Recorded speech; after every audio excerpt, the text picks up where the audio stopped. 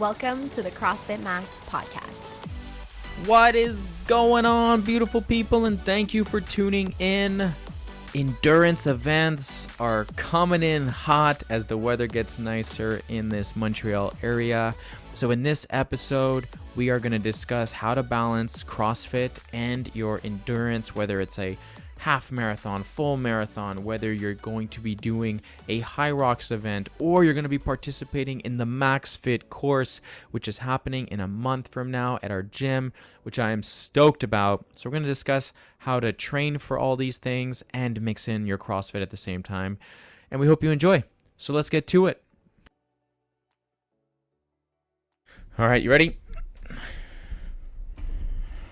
Maybe not. I'm ready. All right. 3, 2, 1. What's up, folks? Oh, my goodness. Wifey is stripping down in front of me right now. I'm removing layers just in time for the podcast. My goodness. Am I getting a show here? We are back in the studio. Pew, pew, pew. Which means Mama and Papa Miller are finally back from Australia. About freaking time. Just in time for their next trip. And they're watching Tommy at home. So now we got our mics back in the studio, and I feel much better about this. I feel like we can speak freely and we're not like whispering, hoping not to wake a sleeping child. Yeah, it's also not 10 o'clock at night when we're recording this. It's 2 o'clock in the afternoon, so I feel full of energy. Hopefully everyone listening, yeah, that's right, that's you, are feeling pumped up and ready to go for this episode. And yeah, banter topic. What are we talking about, love? Okay, guys. Susie really wanted to banter this. Brandon recently made a very big business decision. Big, huge. Finally did it. I couldn't be more proud of you, actually. Brandon has removed Big steps. his work emails from his cell phone. It's called work-life balance, people. Yeah, he's never tried it, but he's about to. I have decided. That's it. No more work emails on your personal cellular device. Yeah. It's tough. Talk about it. We have been fully connected into this business for nearly 3 years. Nearly 3 years. And it's hard. You learn this when you start a company. When you reach out to either an accountant who has a lawyer, or you reach out to a lawyer to start an actual incorporation. Yeah. You learn that the business is a separate entity from yourself. Meaning there is CrossFit Max, and then there is Brandon and Susie as owners of this business. Yeah, more specifically Brandon. The members don't they don't reach out to me on the weekends to ask about their memberships. Yeah. But there's the business, there's the entity, and then there's the people who work for said entity. And you learn that at the beginning, but it's really hard to separate that because there are driving forces that like run the business. And obviously it's also a community-based business. Like our gym. What do you mean? So it's harder to separate, I feel like, the business from the person, because being people is what makes our business good. Yeah. But then there's also like we're considered a small business. Like we're not a big tech company. We're not Microsoft or, even like a big grocery store like IGA or something like that. We're a relatively small business, and there are certain hats and certain roles that people play in the business. Correct. And just in this situation, I have many hats and many roles. Almost all the hats.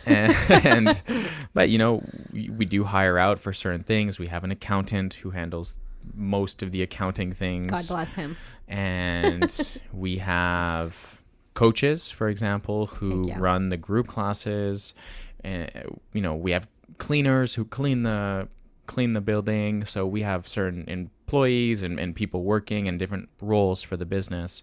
It just so happens that I have many roles, and it is hard because I've been fully connected to this gym and fully connected to the entity, and it's been really hard to separate CrossFit Max from Brandon, myself. We'll speak in the third party here. Yeah, I've had a hard time separating CrossFit Max from Brandon as well. Mm-hmm. Yeah, so this weekend I said, you know what? There needs to be a nice line and separation from the entity, the business, and myself. Although I do have multiple roles in the business, I'm trying to delegate more things. Yeah. And I realized that, hey, in order for me to enjoy my family time, for me to enjoy my personal life, there just needs to be a bigger disconnect. And it's like I've been saying this for 3 years, but whatever. It is tough. You know, even over the last few months, I've said, you know what, like I'm not going to respond to emails on the weekend, but it's really just my personality. It's really hard to see something on my phone and not respond to someone, whether that's email or messenger or something like that. Yeah. I'm usually a pretty quick responder to people, but I've found that it's just been actually almost just as challenging to not answer people rather than just fully disconnect. That being said, I still coach on Saturdays. I'm still doing the run club on Sundays. It's like I'm still present, but it doesn't need, once I leave this building at, let's say 11:30 a.m. or 12 p.m. on Saturday, I'm not in work mode all Saturday night, or it's not even like a thought process to me. I'm extremely proud of you. Yeah. And like on the flip side of things, also I'm trying to create like systems in place for our social media so that it's almost mapped out for the entire month ahead. Yeah, you've been crushing it, by the way. So I don't have to worry about that stuff on the weekends. He's also our social media manager. Yeah. And content creator, social media manager, social media poster. Yeah. But I feel like I've been having fun with that. I found a really cool software that helps me manage that type of stuff, and I've been diving more in, because there is also that stress element of, well, if we don't post on social media, from a business standpoint, if CrossFit Max is not posting on social media, then we will not get clients and we will not get new leads.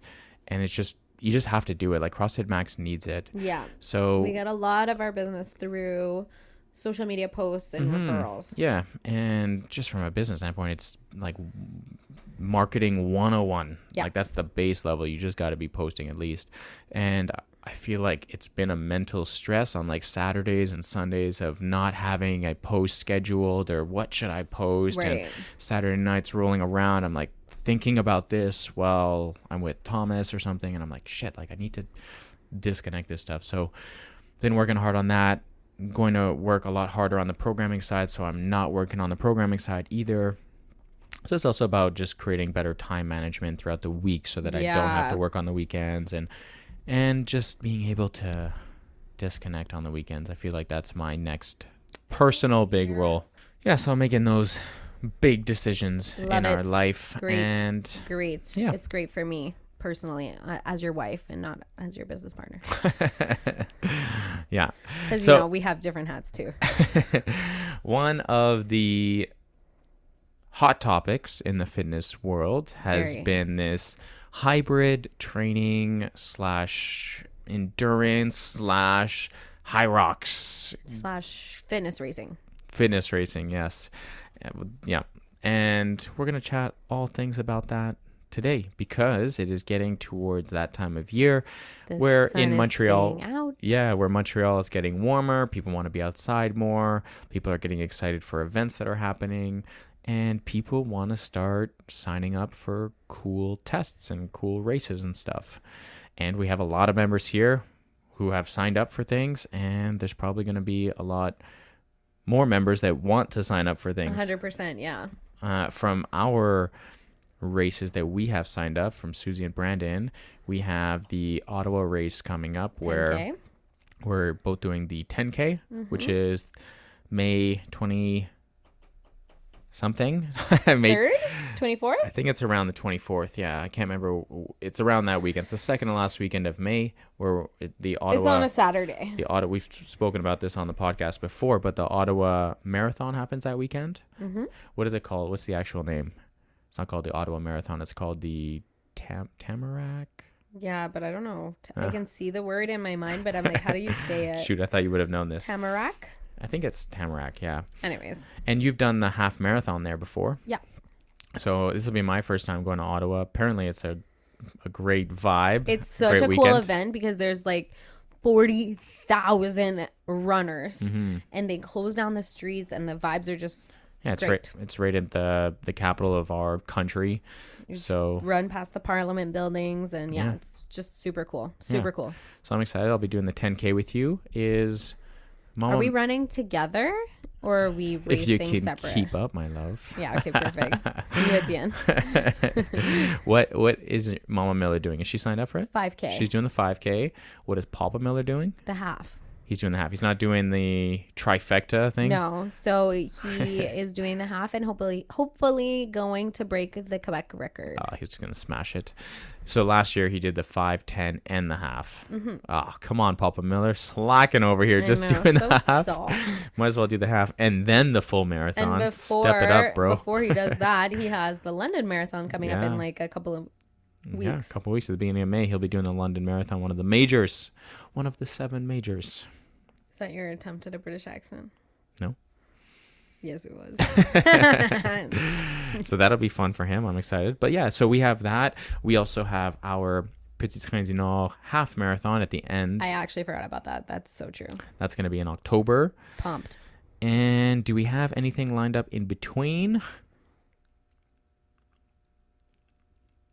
No? Turn up the heat? Yeah, we got our Turn Up the Heat competition. Are you going to try to compete at that this year? I don't know. Maybe. Last year you were 2 weeks postpartum. Yeah, from a C-section. My staples were still practically in. And did you come to the gym that day? I came with Thomas for like 2 minutes. Yeah, that was cool. But then people started coming around me and I was like, and I'm uncomfortable. I'm leaving. Bye. Yeah. Yeah, that was a wild. Why did we?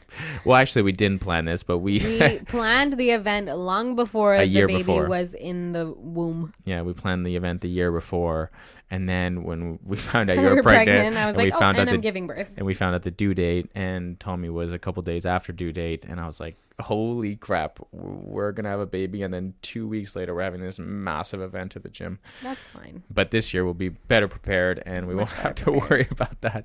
Yes. But yeah, so hopefully you'll do the Turn Up the Heat. I definitely won't be participating in that. I just have to run the event. I need a partner. Yeah. So if you're a guy who wants to be my partner, hit me up. Yeah. Shoot my wife in the DMs. Hit me up. But yeah, so there's Turn Up the Heat that will be hosting our CrossFit competition here.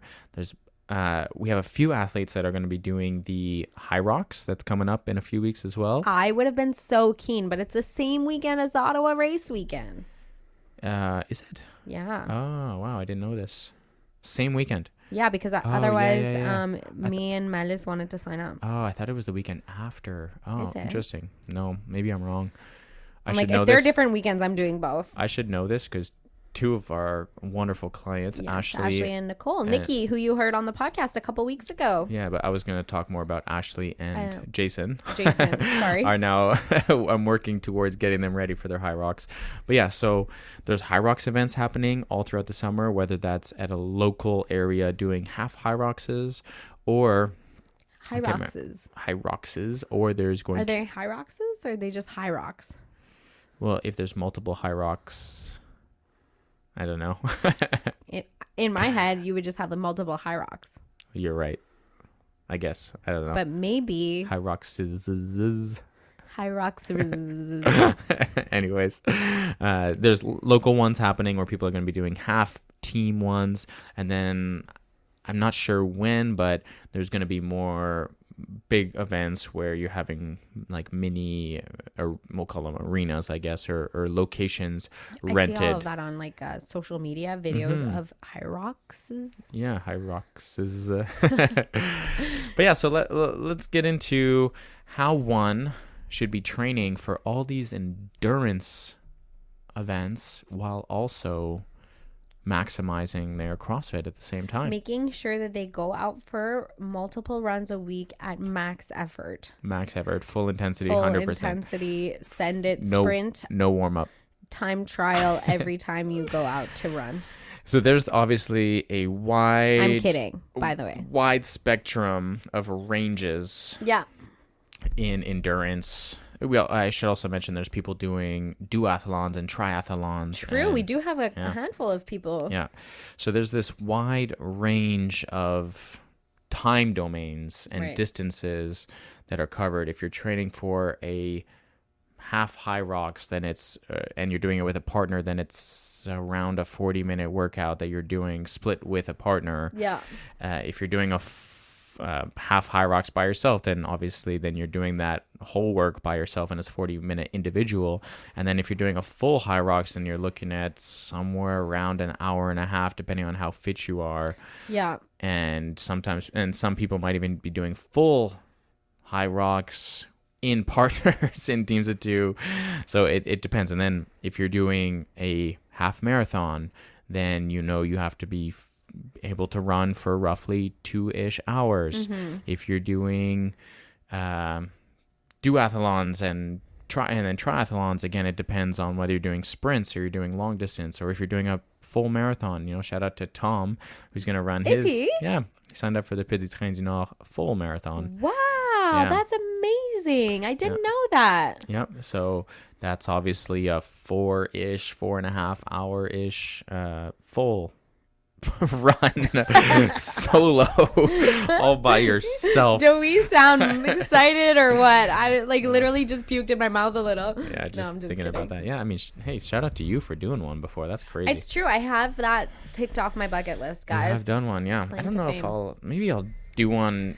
I feel like you've got to at least at one point in your life do a marathon. But so one thing I'll say is if you're doing an endurance event, you definitely have to train endurance. You can't just train CrossFit. You can't just expect to do a 60-minute CrossFit class where there's either a skill or a strength session involved at the beginning and some quick conditioning piece towards the end. That will never get you prepared for a long endurance event. Right.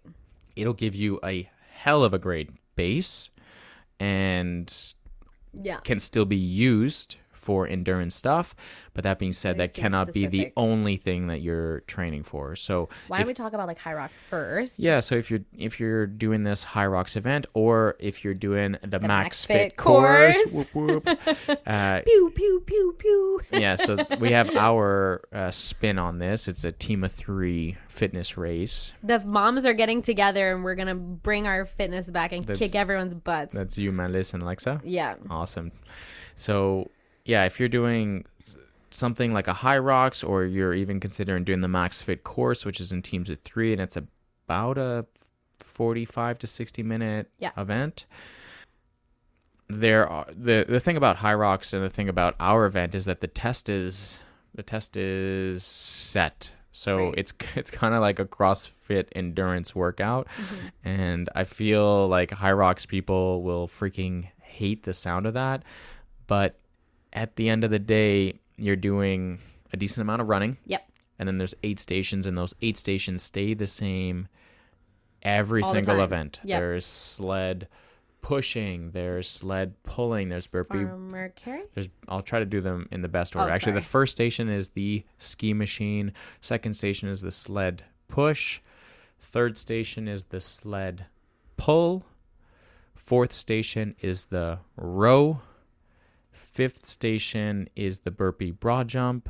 Sixth station is the farmer carry. Seventh station is the walking lunge or sandbag lunges. So sandbag walking lunges. And then the last station is wall balls. Yes. I think I nailed that actually, which is, I want to toot my own horn here. That was pretty impressive. And so you know what the test is. You know what how much you have to cover. There's no surprises. There's no surprises. So you got to train those things. You got to train them at a very high heart rate, and you got to run. That's exactly it. It's the heart rate too. It's not just being able to do like walking lunges. It's being able to do walking lunges after and before running. Yeah. And it is a decent amount of running. If you're doing a half, then it's 500-meter intervals, and you have to be prepared to run 4 kilometers. And if you're doing a full, well, it's double that. It's 8 kilometers, right? Each in between, it's a kilometer, right? In the full? In the full, yeah. Exactly. That's like a That's a decent amount of running. It's a decent amount of running, followed by this stuff that you have to do in between is also a decent amount of work. Right. So when I've done it, I felt a decent amount of lower body work. Not just as obviously the run play a huge role in it. You've done the half Hyrox twice? I did it, twice. I did it once solo, once with Daphne. Oh yeah, so fun. So that was really cool. Much preferred the partner version. I always loved doing a partner workout. But in both of those, it felt extremely quad dominant. And also, when you start, you do this ski, which is great, and then you go back out for your run, then you come back, and then you have the sled push. And the sled push just puts your quads into like overdrive immediately. Immediately, your quads are just pumped up and burning. And it kind of sets the tone for the rest. But if you also look at the actual like event here, if we look at the 8 different things, like it is very lower body heavy. Even you got the sled push. When you're doing the sled pull, sure, you're using your arms and stuff, but your legs are working to get that movement in. 100%. Your whole body is. When you do the burpee broad jumps, when you do the walking lunges, when you do the rowing machine, like your legs are getting pumped up. And then when you finish with the wall balls, you're like, oh my God, I got to finish with 100 wall balls right now. It is a decent amount of volume contractions on your quads and on your legs here. And you have to be able to run. And at first, if you're like a beginner intermediate for this stuff, you need to be able to kind of recover during the run. And you need to be able to you need to be able to get through all these shit. Like you can't go out for a run and just start walking. You have to be able to take that run as a recovery piece before you get into the other things. Yeah, like a way to like bring your heart rate back to a little bit more. Yeah, exactly. And at least that's my opinion. That could be really hard for people who are not runners. So if you're training, then you need to be able to go out and run. So implementing a day of running, like I'm working now with Ashley and Jason, and we have you're doing program design with them. Yeah, exactly. Mm-hmm. And we're doing one just run in the week where you need to be able to get out there. And I'm using those 2 athletes, but Ashley and Jason are 2 very different athletes. Absolutely. Jason has done a marathon before and has trained running, and for Ashley, running is now a new training method here. And she's been doing a decent amount of CrossFit for the last couple of years. So if you're like if you're a beginner or intermediate, you need to be able to first run. You need to be able to get out there and try to run. And then you got to try to allow that. The running's going to be hard, and you're going to try to have to get through all the, let's say, CrossFit-y mixed modal stuff in between the 8 different stations here. So you definitely cannot get away from prepping for a Hyrox without like a decent amount of running volume. Yeah. I actually listened to LP's podcast with he had a guest. I don't remember his guest names. I'm so sorry to the guest, but LP did a podcast about Hyrox, and the guest was like really into it, and he was saying that this is not for beginner athletes, but he was saying for people doing like a solo full Hyrox, they need to be running like at least 30 kilometers a week. Yeah. Wow. But that's not exactly the audience we're speaking to right now, but that is something to like find interesting, even if there's only 8 kilometers total of running in the workout. Well, only it's a lot of kilometers, but it's not like a crazy amount. But if there's still 8 kilometers in it, like over the week, you need to be accumulating like upwards of like 15, 20, 30 kilometers of running in your training. Yeah. Which makes sense. A lot of sense. Yeah.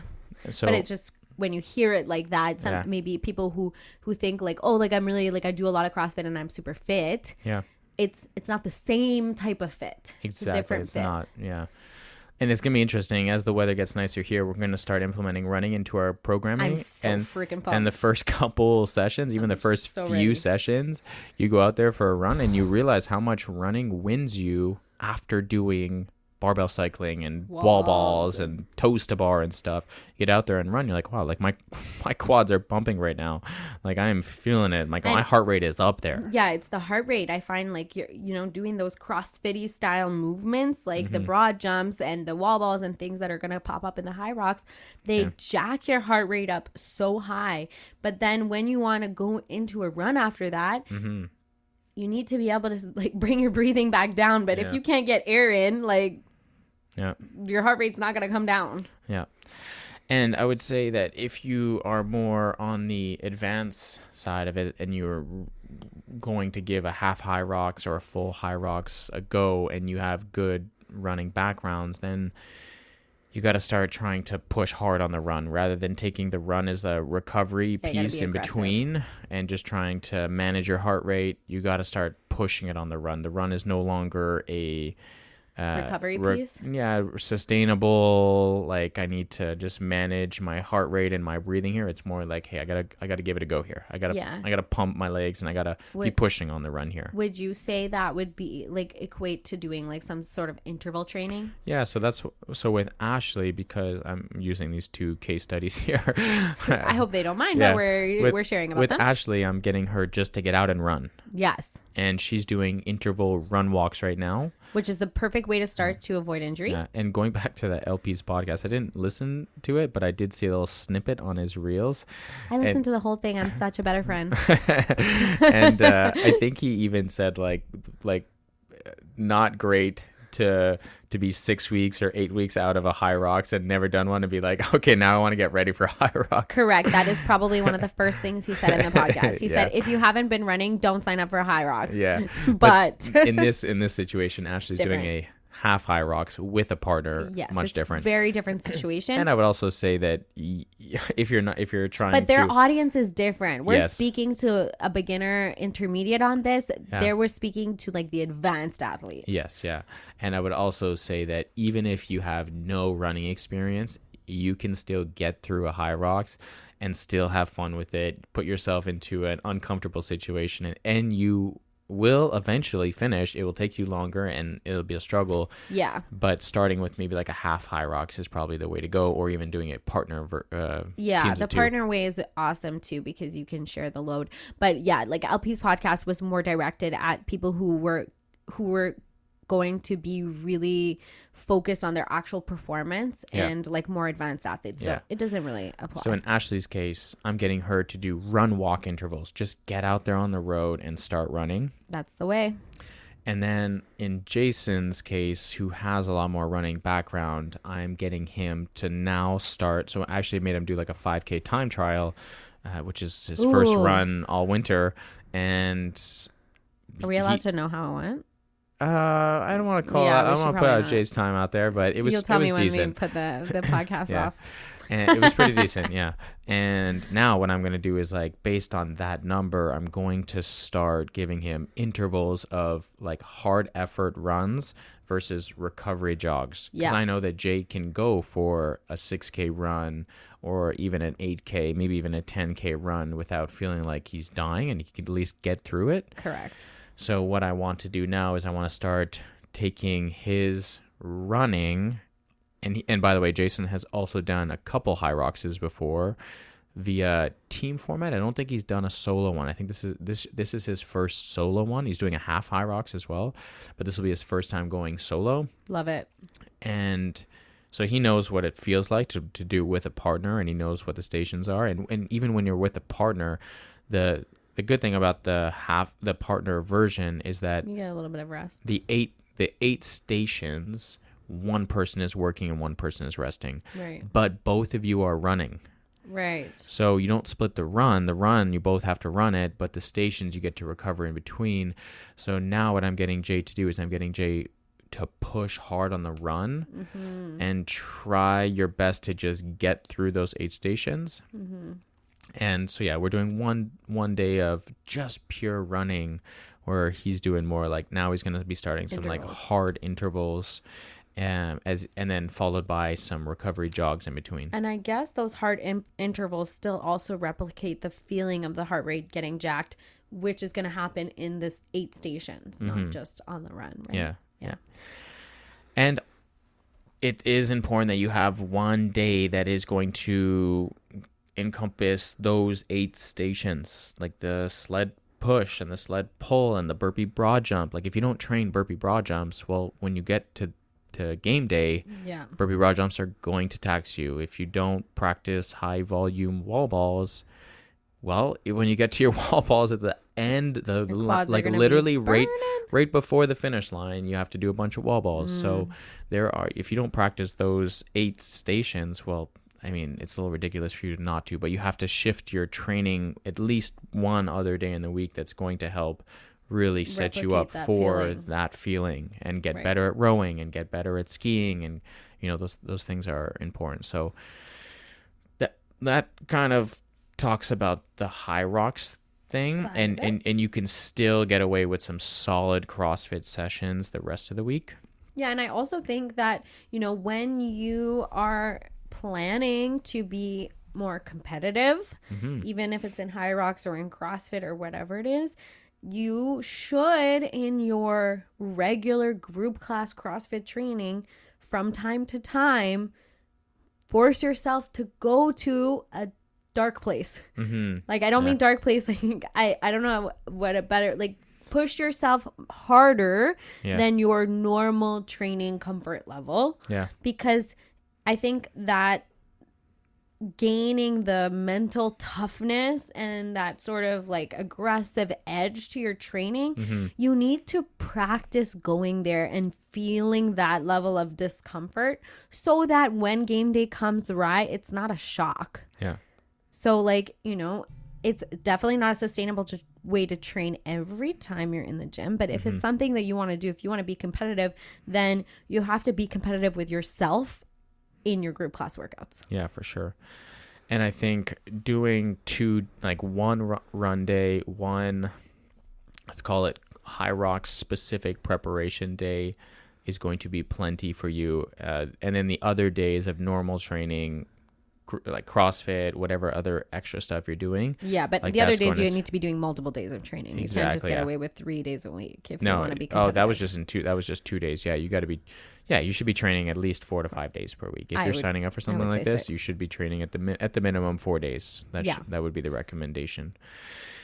Other types of endurance things. Let's go into running. Let's talk about. I'm curious to like pick your brain about like running. Let's say you're like me and you have a run background. Like you, baby. Yeah, I'm just the one of a kind. Thanks, honey. If you have a running background and you enjoy running, especially seasonally, but you also really freaking love CrossFit and you don't want to like give up on CrossFit. Yeah. How do you approach your training schedule come summertime? Yeah, just depends also on the distance. So if you are running a full marathon, yes, very different. You should probably be running 4 days a week. Correct. I would say minimum, or maybe 3 days minimum. But even then, 3 days of running is tough to get away with if you're training for a full marathon. If you have like an epic base, maybe. Yeah. I would almost say that. I take it back. 4 days. 4 days of running is a minimum if you are training for a full marathon. During like a time frame that is reasonable, like 12 to 16 weeks. Oh, I would say 12 weeks is way 16 weeks. Way too low, yeah. 16 to 20 weeks. For a marathon, yeah. For a marathon, yeah. And then it also changes if you have a background in running. Like if you've never run before, then you need way more than 12 to 16 weeks. Like you need to be building some sort of volume for like a year. Yeah, exactly. Like you're gonna do a 5 and a 10 and a half before you tackle the full. Yeah, but there are some people that go from 5K just like, I want, fuck it, I just want to go marathon. I'm like, okay, well, you can do that. You could do that. You can. Absolutely. That's absolutely possible. It's just that you need to start training now. Yeah, you need it to be ultra consistent for over a very long period of time. Exactly. You need 100%. More than 12 to 16 weeks. Okay. So someone who is signing up for a marathon needs 4 days minimum. I would say someone who is like you and myself and many others at the gym who are signed up for a half marathon, you can definitely do 3 days of running and train CrossFit 2 to maybe 3 days. What I mean by that is some of those days can overlap where you do one run, one CrossFit. If schedule permits, if schedule does not permit and you're kind of stuck to X amount of hours in your training week because of work, life commitments, kids, whatever that is, then 3 runs, 2 CrossFit trainings is going to be the ideal schedule. But what if I don't want to miss my CrossFit workouts? Yeah, that's probably a challenge that a lot of CrossFitters have, including myself, is that when you make a commitment to do an endurance event, you have to spend time doing an endurance, whether that's a triathlon, whether that's a half marathon or marathon. You have to get out there and do the things that are required for you to race. So if you're doing a triathlon or a duathlon, you need to get on the bike. You need to get in a pool or a body of water, and you need to be running. You need to be doing all 3 of those things. And if you're just signing up for just a long run, well, you have to get out there and running. Mm-hmm. You have to get out there and run. I would add the most important and unlooked at thing that people don't realize is that to stay healthy and to stay strong in these endurance events, you still need resistance training. You still need to do weightlifting. You still need to do dumbbell work and barbell work and band work and gymnastic work. Like, these things are crucial for your performance. It just has to come down a little bit. So we can't just ditch CrossFit for 4 months, go to running, and then it's probably expect to not get injured. Yeah, it's probably the biggest mistake people make from switching over to these things where they go from just CrossFit to just running, and then they're fine at the beginning, and then as time creeps in, like running is an impact, like a high impact sport. And not to say that it's not safe. It is. It's very safe, and anyone and everyone can do it. It's free also, which is pretty great. But it does have impact, and strength training has been proven to help avoid any added or any potential risk to any injuries. Right. Like, for example, a common complaint that you hear from runners is like knee pain. Yeah. And a great way to avoid having knee pain, as we know, is building strength in our legs, building strength in our quads, building strength in our hamstrings, building strength in our calves and all of the muscles around the knee so that it can withstand the pressure from running, right? Yeah. And also it's very repetitive running. Yes. Like, you're in a position, and then you pull your knee up, push your leg off the ground. Like, it's a very repetitive thing. And if you run for 10 kilometers, you're doing 10,000-ish steps, right? Yeah. So it's very, very repetitive, and hip flexors get tight, calves get tight, quads get really tight. Mm-hmm. So posture could tend to be rounded forward a little bit, where in running you want to have a good posture. So you're training in this like one thing. It's as if you came into the gym every single day and you just did bench press, let's say. Right. Like, yeah, you're going to get really good at the bench press, and you're going to gain some serious strength in your chest and your triceps and in probably your shoulders. But eventually your shoulders are going to start to get a little bit tweaked, and you're going to start over developing the front end of your body versus the back end of your body. Exactly. So creating imbalances, and that's going to start to pull on joints and tendons, and things are going to start to get crunchy. And so running is super repetitive, right? Right. So you need to be doing a lot of like glute strength. You need to be doing a lot of like hamstring strength. Yep. You want to think about doing exercises that are going to pull your posture into a good position. And you can't really get those things unless you're doing resistance training. Yep. You're not going to get them from running. 100%. And it is crucial for your knee health, for your hip health, for your ankle health. You know, you need your ankle's in a certain position as it's pushing off. You need to put it in different positions. And one of the things that we really focus on in our training at CrossFit Max is range of motion. So getting into deep squats, allowing your ankles to move in a different position, right? Building strength in your glute area, around the hip area, which keeps the knees really healthy.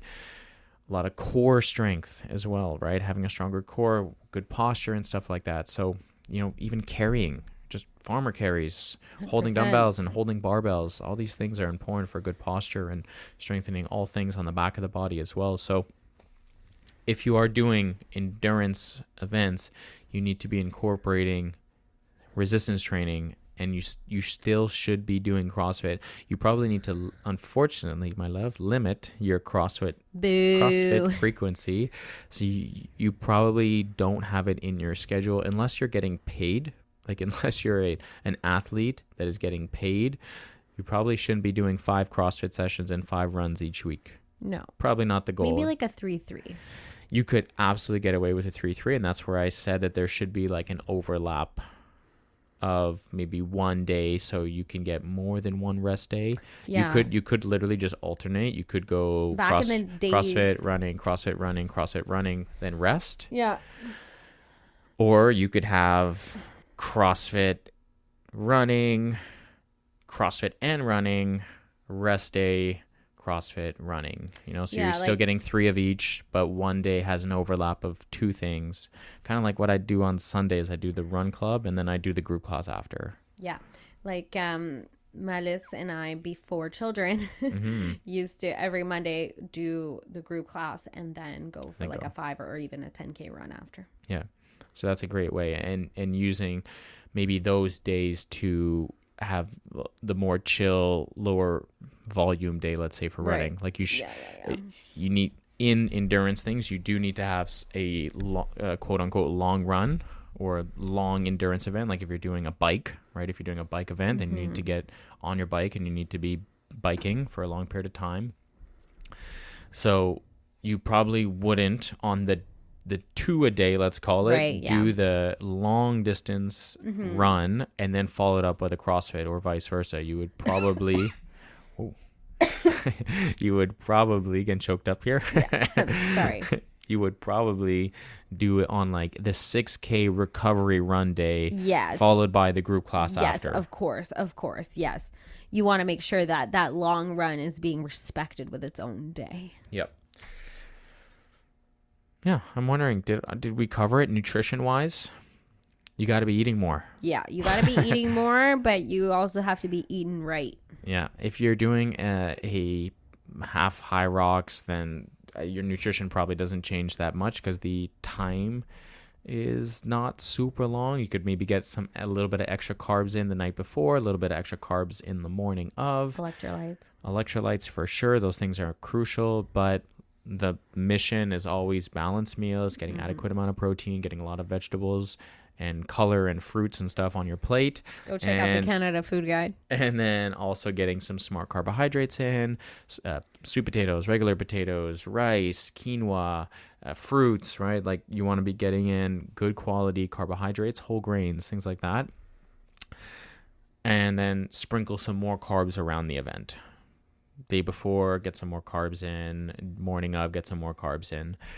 But that changes the longer the distance is, right? So if you're doing a full Hyrox, and then even if you're doing it solo, well, now that's a much longer endurance event. That's almost like prepping for a half marathon. Right. You need to be getting a lot more carbohydrates into your training. You're probably also training more often and more frequent. Yeah, more time in your schedule spent working out. Yeah, especially you're doing those the double ups, right? You definitely need to be getting more calories into your system. And maybe I'll just say this because this might not be something that people are thinking about, because what happens is someone usually starts the gym and they're thinking, I want to lose a little bit of weight, and then they lose the weight and then they got this really cool body that they've been working on, and then the next progression is, I want to sign up for this Hyrox event, or I want to sign up for this half marathon. It's really cool. And then they tend to forget that nutrition and body composition is different than nutrition and performance. Correct. And you can't, or you could, but you will get very depleted in your training and in your recovery, and you'll be sore quite often, and then also teeter on the edge of risk of injury. You need to be consuming more food. Right. Which is not normal for someone coming away from like, I have this really awesome body I've been working really hard on, and now I'm going to do this endurance event. Right. Where, hold on a second. Fueling for performance is going to require you eat more versus the mindset of eating for aesthetics or body composition. Yeah. A little bit of a mind shift, and you have to be able to do that. Go there. Yeah, especially in the endurance events. When I was training for my half marathon last year, I actually wanted to lose weight because I felt I was too heavy. I was sitting close to 200 pounds at the beginning of training, and I said, there's no way I could do, well, I could, but there's no way I want to run 21.1 kilometers at 200 pounds. And I lost 15 pounds over the summer to ease off on that. And if you're, for a fun reference, I think I've said this before, but for a fun reference, just grab a plate in the gym. Grab a plate of whatever amount of weight you're trying to lose or would like to lose for an endurance event. And if you're holding, just hold a 15-pound plate and walk around with it, and you'll realize, man, I having to run with this extra 15 pounds for 21 kilometers. That's huge. That's a heavy weight to be burdened with, right? So you also have to know that what is the desired body weight you want to be carrying for your race, and then fueling for that performance. And also, one of the cool things I got to experience is consuming gels for running. You have to, if you're going half marathons, even more so full marathons, you need to be running with water. Yes. You cannot be getting away with not fueling or hydrating during the event when the event passes an hour long. Yeah.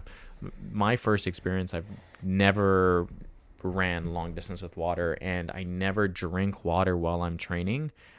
Very hydrated throughout the day, but I never drink water while I'm working out. Right. Never let me just pause my workout, go get a sip of water, then go back into my conditioning work, or it's just not a thing for me. And first experience of that was last year with Justin, when Justin and I ran 12 or 14K, and he brought his water, and we left at 11 o'clock in the morning on a day that was freaking 30 degrees and sunny outside. Yeah, gotta do it. And I started running, and he's like, "Oh, you're not gonna bring water?" I'm like, "No, dude, come on. Why didn't you bring water? We're only gonna be running for just over an hour." And I freaking died. 5K, and he's like, "Do you want a sip of water?" And I was like, "Yes, please." And there was multiple times. Didn't he buy you a water belt for your birthday? Yeah, exactly. For my birthday, he bought me a water belt, which was awesome because I used it plenty after that. Yeah. And we got to a park, and I was like, dude, I have to run through this water park right now. And that's good. The splash pads are so clutch in the summer. Yeah. And I was struggling very, very hard. So the longer you are, when you're running 10K, you can get away with it. But anything more than 10K, you need to be running and hydrating during the runs. And you need to be probably consuming some sort of fuel, like a gel of some sort. Yes. During the run, that's going to give you that extra sugar, that extra carbs, maybe even a little bit of caffeine in there. Correct. So if I'm listening to all this and I'm like, oh my God, I want to do this, or I've signed up for this event and I'm training CrossFit, and I would like the guidance from Brandon McDowell, what do I do? Hit you up on the weekend or what? Just kidding. I would say for sure the best thing I did was hire a coach for my half marathon. Hiring your dad for that was the best decision. But can people hire you? Yes, absolutely, yeah. But I would definitely say that hiring a coach for any endurance event is the smartest decision. You could also hire Alan. You could also hire, Coach Al. If you're doing a very awesome running coach. Yeah, if you're doing just specifically a running event, he will definitely take you on as a client. But I'm more than happy to work with any client that wants to start prepping for an endurance event like a Hyrox or a half marathon or full marathon. That's wild. I would probably encourage Alan to take those types of clients, but yeah, I would say hiring a coach is probably the best thing you could do, because no one wants to just randomly decide as they're putting their shoes on what they're going to do today. What's the distance I'm going to run today? 100%. And when you do endurance events, you need to have a plan, and we talk about progressive overload all the time in weight training here. Yes. But it's the exact same for running. You need to have some sort of an advance and a path to progress. If you're just running, you know what, today I'm feeling like running 5K, And then maybe I'll go out and run tomorrow. And then tomorrow comes, like, I'm not really sure. Maybe I'll go. Yeah, it's raining. Maybe I'll go run tomorrow actually instead. And then like, oh shoot, you know what? Like work got caught up. Like I'm just gonna go do a CrossFit class and I'll go run tomorrow. Now it's Thursday, and you're like, oh shoot, like I need to get my long run in, but I was supposed to do that yesterday, and I don't really have time. So now I'm gonna do my short run, and then maybe I'll do my It's just a disaster. You're just planning to fail. Yep, planning to fail. You need to. The failure to plan is the. What's the quote? I don't know. We suck at this. Anytime we have like quotes, we're always like. I actually saw it the other day, and I love it. The failure to plan is planning to fail. I think. There we go. That's it. Failure. Yeah, exactly. Won't repeat that. Anyways, all this to say, Coach Allen, my father, and Coach B, and me, if you really want, are willing Susie will to get take in a on car clients. next to you and just like yell at you throughout the window. Yo, I am motivating as faster, fuck. dark place, mental toughness. You can do this. You can. You gotta want it. You only have 18 kilometers more. You're nearly almost at the halfway point. Not quite yet, though. You're halfway into the halfway. Yeah, so don't hire me, guys. Oh, just kidding. But yeah, so hiring a coach is definitely the plan of action. It helps remove the thought and gives you the plan to succeed moving forward. And the accountability. And the accountability. Very true. Very underrated. And the accountability. If the coach doesn't see that you checked off your workout, you're definitely going to feel the sense of, oh, shit, I let my coach down and let myself down. So yeah, can't have that. Yeah. And last thing I just want to briefly touch on is a lot of people are scared to do this, including myself. I was very intimidated to sign up for a half marathon. It was something I wanted to do for many, many, many years. And maybe I'm still scared to sign up for a marathon. That being said, the training requirements for a marathon is much different than the training requirements of a half marathon. But like way different. Yeah. But I do want to say that I would encourage someone. We talked about this in the open podcast where I encourage someone to get out of their comfort zone and do something, even if it's grab a partner or grab two people and sign up for the Max Fit course, grab a partner, do a Hyrox event. The adrenaline that comes from these events and the sense of accomplishment afterwards is worth far beyond the stress you might feel towards signing up to something. I agree. And it carries over into life in an incredible way that people don't talk enough about, in my opinion. So don't be shy to sign up for something that's going to get you out of your comfort zone, and it's going to get you, it even builds a little bit of motivation and structure around your training plan. So Love it. I would encourage anyone to give it a go here. Now, we end the segment, the podcast, with Client of the Week. Pew, pew, pew, pew, pew, pew, pew, pew. Last week, we discussed the TNT. Takes no talent. And we had an awesome member at the gym. Yes. Who took that to heart. She sure did. She's been crushing it in the gym. She has been ultra consistent. Mama of two. She's busy. Husband's in the gym now. Yeah, she not only mom of two, but she has a husband. So we know, the ladies out there know. Full-time job. Raising their husband. Just kidding. Who don't have any work-life balance. She's killing it. No, She's she been does, super but the husband, I consistent. meant. Oh, yeah, sure. Yeah, because I know that's something he's working on, too. Oh, really? That's hilarious. Anyways, she's been killing it. She's been killing it. Ultra consistent. So fun to coach. Big runner. Big runner. Super fast runner. She is also signed up for the Petite Canadian Nord. Hell yeah. I won't see her because her dust will be in my face. Yeah. And that client is Jess. Yay. Congrats, Jess. Thank you so much for being such a fun, positive energy. She's always smiling at 6 a.m. when she comes in for her workouts. She's just good vibes all around.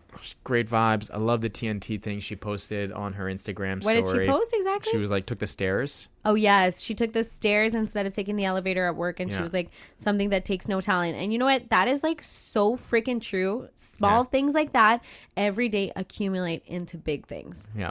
And don't get it twisted.